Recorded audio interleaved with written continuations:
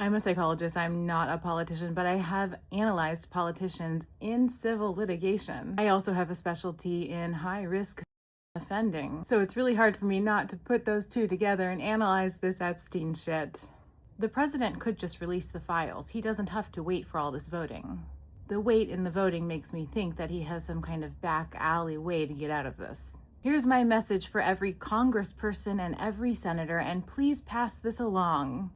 Offenders don't stop. They don't take breaks. They don't age out. They will continue until they hit consequences, and many of those who helped Epstein, who knew Epstein, have never faced consequences. In fact, they are probably sitting to your left and your right when you're in that big-ass room. People with power, influence, leadership right now are offending against children. They have offended against children. They continue to, and they will in the future. And it might be someone you actually know.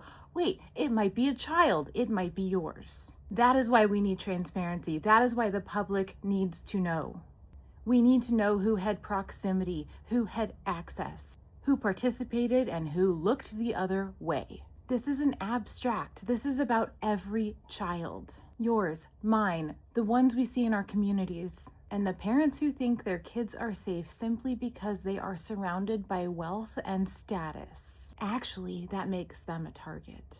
Nobody is immune, especially the children of high-profile celebrities, politicians, or influencers. Releasing the Epstein information is not about politics. It's about protecting people in the future and bringing justice to the survivors.